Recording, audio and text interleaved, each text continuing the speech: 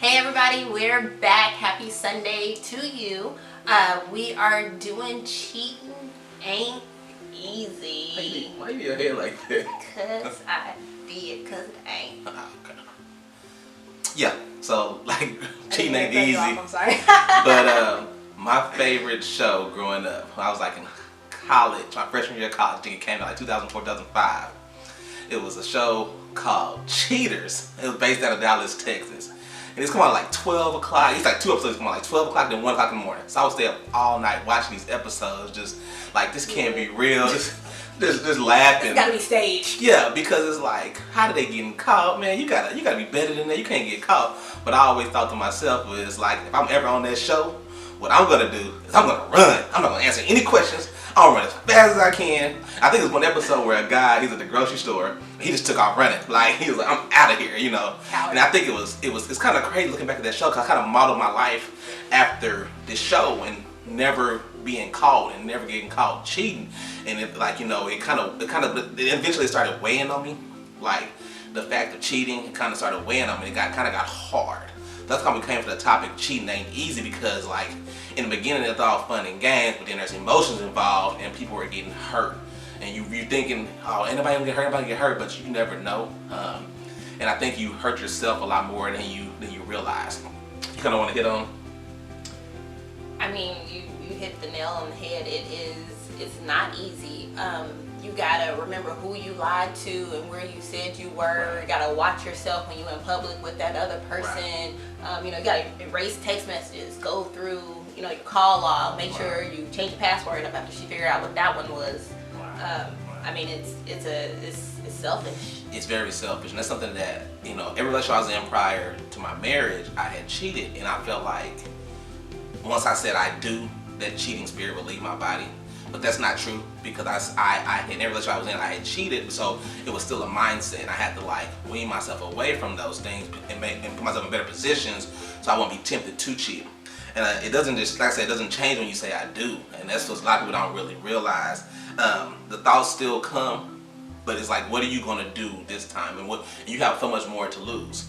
And I feel like when it comes to marriage, it's like, if there is cheating in a relationship, that's grounds for divorce. It's biblical. It's grounds for divorce. So whether your spouse decides to stay with you or she decides to leave, you have to be okay with those, whatever the repercussions may be, because you ultimately gonna reap what you sow. Physical cheating. And there's also another side, the emotional cheating. I think that's bigger, because when it comes to men, I know a lot of men they cheat is nothing more behind it. It's just sex, But women, they're more emotional. Some of y'all savages, but most of y'all are emotional when it comes behind who you're having sex with. So I think men, you have to realize that you can't just go running around, messing with everybody or whatever, and then expect everything to be a-okay. Because in the beginning, it starts off, there's no emotional ties. That's kind of how we started. It was just, hey, wham, bam, thank you, ma'am. And we kind of kept it pushing, but then like as we continued to interact, emotions began to grow and things started happening. Got caught up. Yeah, and that's how it works out. So I feel like as a man, you got to be more conscious of what you're doing, and you're actually hurting yourself more than you're helping. But I think it falls back on trust, ultimately too, when it comes to cheating. It's trust. Like, do you trust yourself? Because if you can't trust yourself, how do you expect somebody else to trust you? On the aftermath of that, most definitely. I mean, in our aspect, when everything finally hit the fan with me and Marcus, it took almost 3 years? 2 years, yeah. to come back. And then, ladies, look, for the ones that are like, I don't believe you're still with him, pray about it. That's what I did. And every time that I went to walk away, God was like, nope, you're going to stay right here. Don't let your friends whisper it in your ear. Pray and fast on it, because they don't know. They have no idea what God has in store for you. Had I listened, we wouldn't be here. Right. Won't he do it? You a mess. But do you have anything else? I guess what is cheating to you? Like what is cheating? I mean, cheating, like you said earlier, it goes past just the physical. Wham bam, thank you ma'am. It is emotional. If anything that causes you to put more energy into somebody of the opposite sex outside of like work or something like that, that is cheating. Okay. Emotional ties. And that's something that I had an issue with. Like, I spend a lot more effort in the other person versus turn around putting effort into you.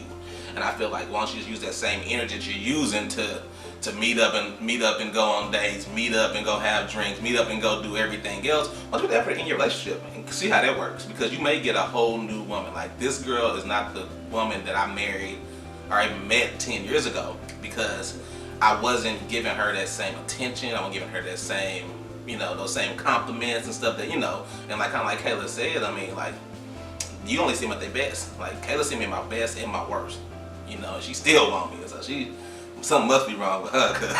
I mean, our pastor said that, like, you think the grass is greener on the other side, not realizing that that person has only seen you at your best. Hair, slayed, makeup, beat, body looking good. Whereas your spouse is rolled over, you put them in a coma from their breath, spit, you know what I mean? And they still choose to be there. So what is that other person gonna do when they start seeing the real you?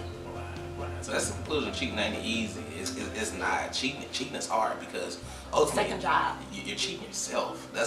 And if you don't have self-love, I mean, you really can't love anybody else. You're not gonna find it nowhere else. Right. So that's pretty much all we got for Cheating Ain't Easy. Be sure to check out the other videos as well. Also, Marriage Chronicles Luncheon, Women's Luncheon coming soon. Be sure to get your tickets. We're getting registrations coming in. So be sure you have a seat. Because it's filling up quick, y'all. Like, it only holds a certain amount of people.